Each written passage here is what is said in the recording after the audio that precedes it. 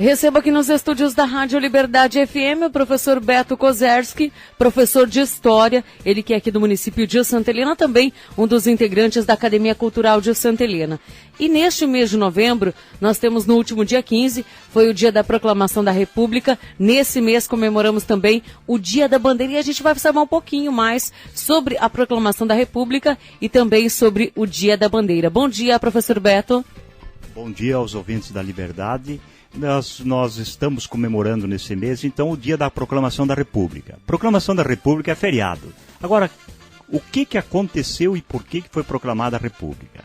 Foi um ato interessante, a comunidade brasileira, o povo brasileiro participou dessa coisa, desse processo, ou foi o interesse das oligarquias, ou do exército?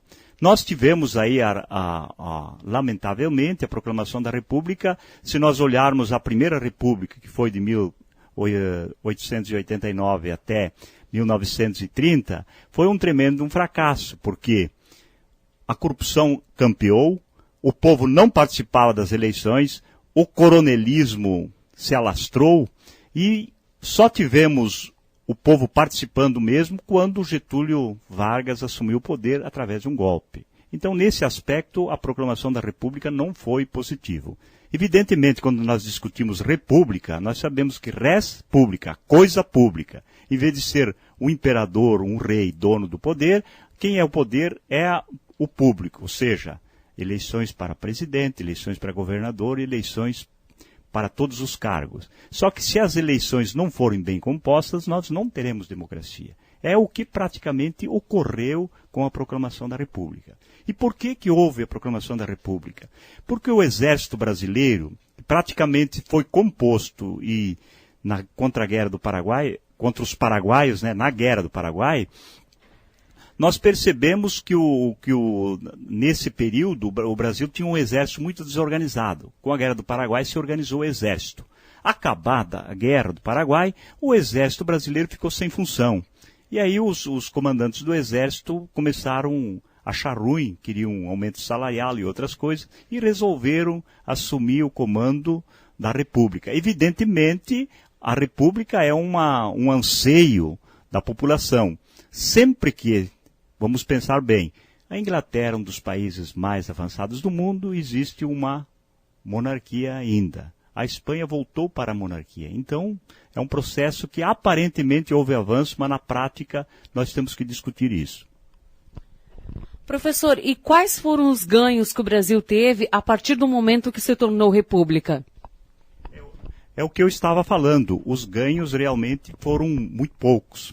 Muito poucos porque a oligarquia rural é que dominava o poder. O voto era aberto, então só ganhava a eleição os coronéis. Quem mandava no Brasil eram os coronéis. O povo ficava colocado em segundo plano. Só houve um aperfeiçoamento e o Brasil começou a ganhar com a República numa ditadura, por assim dizer, no tempo do Getúlio Vargas, que instituiu o voto feminino, o voto secreto, apesar de que o Getúlio depois, no Estado Novo, em 1937, deixou de haver eleições para todos os níveis. Mas aí o povo começou a participar. Também criou as leis trabalhistas e deu proteção para a população. E para lembrar mais adiante, uma das razões que os militares, porque foi o Marechal Deodoro com outros que fizeram a proclamação da República, eles queriam proclamar a República dizendo que havia muita corrupção. E depois nós percebemos que o Dom Pedro II foi um dos maiores estadistas do Brasil, foi o Dom Pedro II. Foi ele que defendeu a construção de Brasília, foi ele que defendeu a transposição do Rio São Francisco e outras teses nacionais importantes. O Dom Pedro II era um administrador que ele administrava, porque tinha dois partidos na época, o conservador e o liberal. Então, quando entrava em crise, trocava, saía o liberal, entrava o conservador. E foi o período, ele viajava muito pelo mundo, então todos os avanços que aconteceram no mundo vieram para o Brasil. Quando foi inventado o telefone logo estava no Brasil. As ferrovias, logo foi construído ferrovias no Brasil. Então ele estava acompanhando a evolução do mundo. Evidentemente que a República seria um avanço, seria, mas na Primeira República realmente foi bastante prejudicial. E quanto ao Dia da Bandeira, nós tínhamos uma bandeira diferente. A bandeira que nós temos hoje é a bandeira da República, a bandeira de 1889, e se comemora no dia 19, que foi trocado o símbolo do Império para a bola no meio azul, com a faixa Ordem e Progresso, porque nesse período estava em pleno vigor o positivismo, ou seja, a frase Ordem e Progresso é uma frase do doutrina positivista. Falando da história da bandeira, o que significa as estrelas e qual é o significado das cores da bandeira? Bom, as cores da bandeira têm aqueles significados que a gente aprendeu lá no primário, e eu já até nem exercitei mais, nem sei que o verde representa as matas, o branco a paz, que o verde as matas, o branco a paz, o azul o céu, o amarelo o ouro, e as estrelas acima da faixa seria a estrela do Distrito Federal e abaixo seriam as estrelas dos estados. Então, quando aumenta um estado, tem que aumentar uma estrelinha do lado de baixo da bandeira. Professor, fazendo uma avaliação, então, do Brasil República hoje, que avaliação nós podemos fazer? Acho que o Brasil República, se nós buscarmos a história desde a República, desde que o Brasil se tornou independente em 1924, em 1822, no Primeiro Império e no Segundo Império, e hoje, nós vemos ainda que o Brasil precisa avançar muito no ponto de vista democrático, que existe ainda muitos grupos econômicos que dominam o Brasil. E hoje nós percebemos assim uma campanha muito grande para destruir símbolos do Brasil. Que essa campanha aqui para combate à corrupção, que, voltando a dizer, Dom Pedro II foi tirado por causa de corrupção. O Getúlio Vargas cometeu suicídio em 54 porque lhe acusavam de ser corrupto e que o Brasil vivia um mar de lamas. E algo parecido está acontecendo hoje.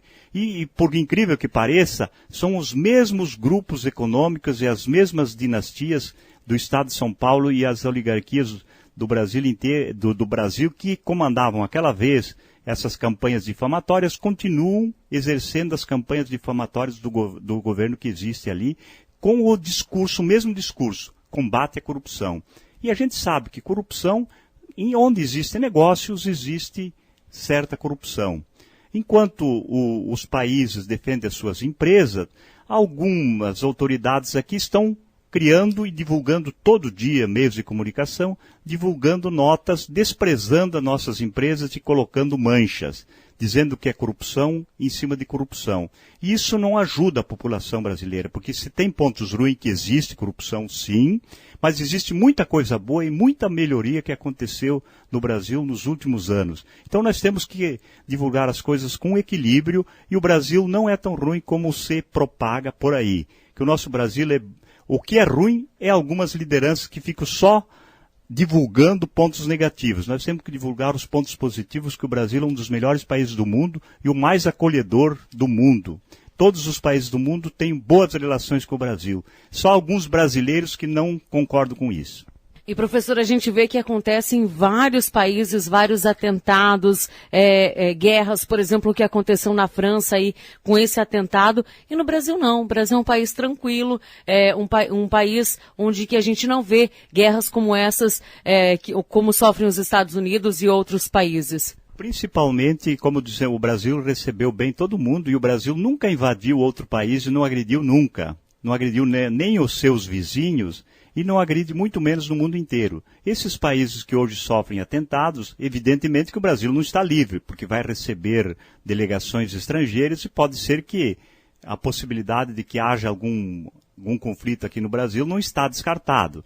Mas, em geral, o Brasil respeita todos, respeita a autonomia dos povos. Isso é o grande mérito do nosso povo brasileiro, ou seja, do Itamaraty, do sistema diplomático brasileiro, é de respeitar todas as nações e acolher bem todos. Por isso que nós somos muito bem quistos no mundo inteiro em razão disso. Por isso que não tem guerras, não tem esse tipo de atitudes que existe lá. Porque a França, nós sabemos que tinha aquele jornal fazendo críticas e debochando dos islâmicos, que sofreu atentado. Evidentemente que não justifica o atentado.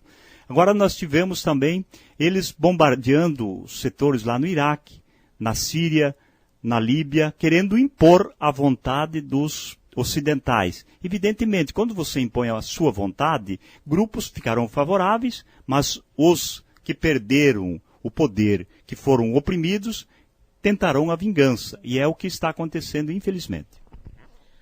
Professor, muito obrigado pela sua participação aqui no nosso programa Revista 87, para esclarecer e trazer um pouquinho aí da história do Brasil para os nossos ouvintes. Obrigado pela oportunidade, Andréia, e esperamos que os brasileiros acreditem mais no nosso país, que ele merece crédito.